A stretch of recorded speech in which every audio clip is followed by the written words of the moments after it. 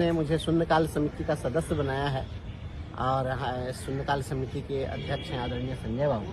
उनकी अध्यक्षता में एक बैठक थी। उस बैठक में शिक्षा विभाग के अधिकारियों को बुलाया गया था और उसमें 2022 में ये जो सदन चला था उसमें शून्यकाल में जो प्रश्न आए थे उसके कंप्लायंस से संबंधित 13 इश्यूज पर उन लोगों को जवाब देना था। तो उसमें सभी इश्यूज पर उनसे जवाब मांगा गया था कि इस पर आपने क्या क्या किया उसका प्रतिवेदन दीजिए। तो उसमें कई महत्वपूर्ण बातें थी, जिसमें आपको मैं बताऊं कि एक बड़ा इशू था। वह इशू था हम लोग का कि जो नियोजित शिक्षकों का आंदोलन चल रहा था, उस आंदोलन के दरमियान जो एक बहुत बड़े तानाशाह हुक्मरान आए थे, उन्होंने कहा कि धरना प्रदर्शन करोगे तो वेतन काट दिया जाएगा और वेतन कटौती भी की गई। कोई थोड़ा सा विलम्ब आया तो उसका वेतन काट दो, ये करो वो करो। इस मामले में सवाल था कि भाई उनका वेतन भुगतान के संबंध में क्या हुआ। तो हाँ, उन्हीं के समय में उन्हीं के समय की बात थी। तो हमने कहा इन अधिकारियों से कि भाई अब तो वो तानाशाह चले गए, तब हिटलर का शासन खत्म हो गया, तो अब जो है कम से कम जो अननेसेसरी, अब कोई एक दिन अगर कोई एब्सेंट मिला तो 1 सप्ताह का वेतन काट दिया। कोई आंदोलन में आया था छुट्टी लेकर, फिर भी आपने कहा कि उसका 15 दिन का वेतन काट दो, तो उसको रिलीज कर दीजिए। तो इस संबंध में वर्तमान वाले जो सीएस महोदय हैं, इन्होंने भी पूर्व में एक पत्र जारी किया था और उसमें उन्होंने कहा था कि अगर किसी की वेतन कटौती की गई है तो वेतन कटौती नहीं होनी चाहिए। तो हमने कहा कि उसी पत्र के लाइट में आप क्या करिए कि पूरे बिहार में, क्योंकि आदेश तो हो ही चुका हुआ है कि भाई इनका वेतन रिलीज कर देना है, तो हमने कहा कि ऐसे ही होगा नहीं रिलीज। आप सभी जिला से मांगिए रिपोर्ट, प्रतिवेदन मांगिए कि कितने लोगों का भुगतान लंबित था और कितने कटा था और कितने लोगों का भुगतान जो है रिलीज कर दिया गया, लंबित वेतन कितने लोगों को रिलीज कर दिया गया। एक रिपोर्ट मांगिए। इसके लिए हमने इंस्ट्रक्शन अध्यक्ष महोदय के माध्यम से शिक्षा विभाग को अधिकारियों को हमने दिया है, डायरेक्टर आए हुए थे। उसके बाद में उसमें लाइब्रेरियन की बहाली से संबंधित मामला था। लाइब्रेरियन की बहाली अभी तक एक ही बार हुई।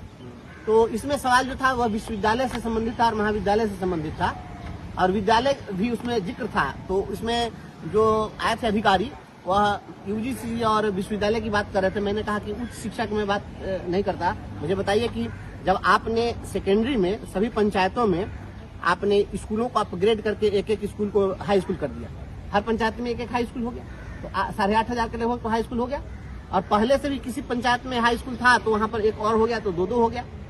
तो आपने टीचर का अपॉइंटमेंट किया लेकिन उसमें लाइब्रेरियन को अपॉइंट आपने नहीं किया। तो इसको आप कैसे, इस पर सवाल था 2022 में ही, अभी तक आपने क्या इसमें काम किया? तो इनके पास बहुत कुछ नहीं था, लेकिन इन्होंने कहा है कि अभी विद्यालय सहायक और विद्यालय परिचारी से संबंधित नियमावली जो है वह प्रोसेस में है और अधिसूचित होने के लिए महामहिम को जाने वाली है। और उसी के साथ साथ हम लोग लाइब्रेरियन का भी भेज रहे हैं, सब हो जाएगा और फिर लाइब्रेरियन की बहाली उनके साथ हम लोग फिर करेंगे। तो उन्होंने एक आश्वासन दिया है। हमने कहा कि जितना जल्द हो इसको आप करिए। और माननीय मुख्यमंत्री जी तो आजकल रोजगार के मामले में तो एकदम धुआंधार बल्लेबाजी कर रहे हैं, केवल बहाली ही हो रही है। तो सबकी बहाली हो रही है तो लाइब्रेरियन को क्या छोड़ रहे हैं, लाइब्रेरियन को भी अपॉइंट करिए। तो इस पर मजबूती के साथ हमने बात रखी और अधिकारियों से हमने उम्मीद की है कि करिए। और एक बड़ा इशू था जो इसमें नहीं था, उस इशू को हमने उठाया। उसमें क्या इशू था? प्राइमरी डायरेक्टर से हमने कहा है कि आप बताइए कि नियोजित शिक्षक प्रमोशन आपसे मांगना है, प्रमोशन क्यों नहीं करेंगे? प्रमोशन आप दीजिएगा कि नहीं दीजिएगा? हम हाई कोर्ट में केस लड़े और वह केस जो था हमारा अवमाननावाद था 1742/2017 का, और उसमें प्राइमरी एजुकेशन डायरेक्टर तत्कालीन जो थे डायरेक्टर, उनका फिजिकल अपीयरेंस लगा था और उसमें उन्होंने कहा कि मुझे 4 महीने का समय दीजिए, हम कर देंगे। और कोर्ट ने कहा कि आप 4 महीने मांगते हैं तो हम 5.5 महीने आपको समय दे रहे हैं, लेकिन इसके बाद अगर नॉन कंप्लायंस की स्थिति बनेगी तो उसको हम कंसिडर नहीं करेंगे। फिर भी आपने नहीं किया। तो हमने कहा कि हाई कोर्ट के आदेश को आप लोग ठेंगा क्यों दिखा रहे हैं? शिक्षा विभाग, हाँ, मैंने कहा कि शिक्षा विभाग के अधिकारी क्या हाई कोर्ट से ऊपर चल रहे हैं आप लोग? बताइए। मैंने कड़े लहजे में कहा इस बात को कि आप इस चीज को देखिए। और प्राइमरी डायरेक्टर साहब को नोट भी किए, मैंने नोट करा दिया उनको। मैंने कहा कि आप इसको देख लीजिए और नियमावली जब बनी हुई है और आप खुद आपने जाकर कमिट किया है कि हम प्रमोशन देंगे तो आप प्रमोशन दीजिए। तो मुझे लगता है कि प्रमोशन की जो कार्रवाई है वह जल्द ही हो जानी चाहिए। आश्वासन उन्होंने दिया है कि उसको नहीं होता है तो आगे नहीं होता है तो फिर सदन में तो हम मामला उठाएंगे। हमने कहा है कि मामला फिर आ रहा है, अभी बजट सत्र में क्वेश्चन आएगा, मैं खुद उठाऊंगा इस मामले को। नियोजित शिक्षकों को प्रमोशन दिलाना हमारी पहली प्राथमिकता है, इसलिए एकदम निश्चित रूप से पहला क्वेश्चन डालेंगे, इनको देना होगा। और हाईकोर्ट के आदेश को अंगूठा दिखाएगा, रगड़ देंगे। कोई पदाधिकारी रहेगा उसको हाईकोर्ट से ऊपर चलेगा, नहीं रगड़ देंगे, एकदम रगड़ देंगे। सदन के अंदर देखिए उसको खड़ा करा देंगे। एकदम करा देंगे। इसमें भी मामला है, फिर है, अगर इस बीच में नहीं करते हैं ये लोग तो हम सदन में फिर बुला लेंगे। इतने गुस्से में काहे रहते हैं? अरे गुस्सा की क्या बात है, मान लीजिए कि ये रात दिन जो है दिन भर चक्की चले, उसमें से 100 ग्राम आटा न निकले तो चक्की चलाने का कौन मतलब है? खाली शिक्षकों की ही समस्या है, खाली आप शिक्षकों आप पत्रकारों की भी समस्या है, आपके पत्रकारों के सवाल पर मुझे है कि आप लोग को भी पेंशन की सुविधा दी जाए, जितने भी पत्रकार हैं उन पत्रकार लोगों को भी बजाता जो है रजिस्टर्ड पत्रकार बनाया जाए, इनको भी। मतलब पढ़ाने के अलावा सबसे ज्यादा समस्या शिक्षकों को होती है। अच्छा, तो सबसे अच्छा शिक्षक की समस्या अगर दूर नहीं होगी, अधिकारी कहते हैं काम करने के लिए तो आपको दिक्कत है। कौन कहा है कि काम करने से दिक्कत है? काम नहीं शिक्षक करता है तो अधिकारी लोग करते हैं। कौन पदाधिकारी जाके काम करता है बताइए? माल छापने या गिनने के अलावा दूसरा क्या है इन लोगों के पास? ये लोग यही काम करते हैं, सारा काम शिक्षक करते हैं, इसलिए ये सब मत बोलिए, इसे बात नहीं चलेगी। अच्छा, बिहार में बीपीएससी TRE 4 को लेकर भी बहाली आ सकती है, डोमिसाइल नीति की बात है, उसको लेकर आप क्या कहेंगे? डोमिसाइल ये एकदम प्राथमिकता में है। डोमिसाइल नीति एकदम लागू होनी ही चाहिए। घर का बेटा बेकार है, यूपी वाला के रोजगार है, ये सुशासन के सरकार है। वाह वाह वाह, तब फिर वोट मांगे यूपी जाएंगे लोग। बिहार का बेटा रोड पर घूमेगा ना, यूपी वाला का रोजगार दीजिएगा तो वोटवा में जाइएगा तो कहेगा कि जाइए जिसको नौकरी दिया होकर वोट मांगेंगे। आपने जब नामांकन करने गए थे उस दौरान डोमिसाइल को लेकर आपने चर्चा की थी, क्या मतलब विधान परिषद में भी मुद्दा उठाएंगे कि नहीं?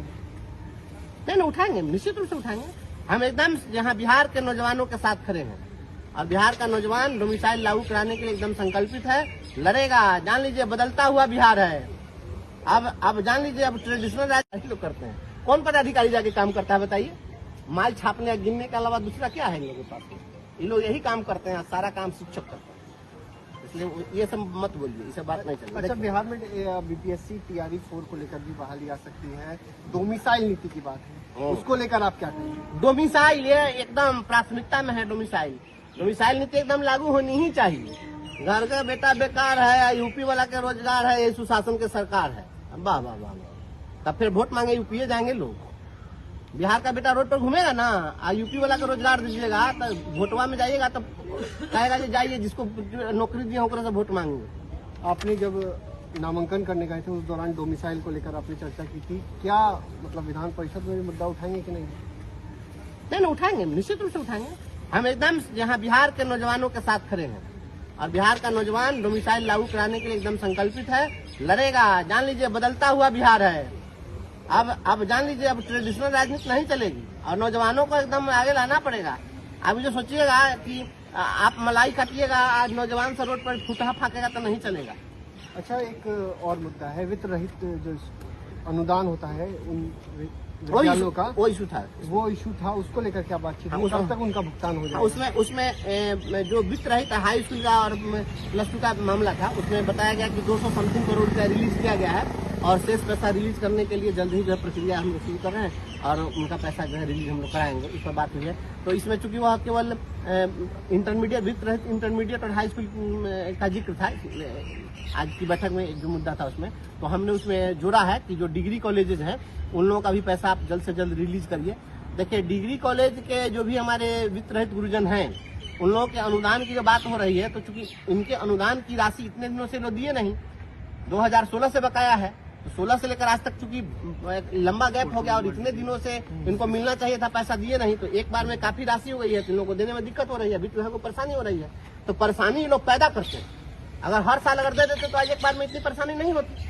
तो इकट्ठा हो गया बहुत पैसा, लेकिन पैसा देना होगा। इस मुद्दे पर सदन में हम लोग इस पर सवाल भी लाएंगे, इस पर लड़ेंगे भी। और चूंकि सरकार खुद 2008 में नियमावली ला करके और कमिट किया कि नहीं, हम जो है परफॉर्मेंस बेस्ड हम ऐड देंगे, जितने बच्चे पास करेंगे उसके आधार पर, तो आप उसको ऐड क्यों नहीं दीजिएगा? तो उनको अनुदान के बदले वेतनमान मिले, इसकी भी लड़ाई होगी, और हर महीने मिले, इसकी भी लड़ाई होगी।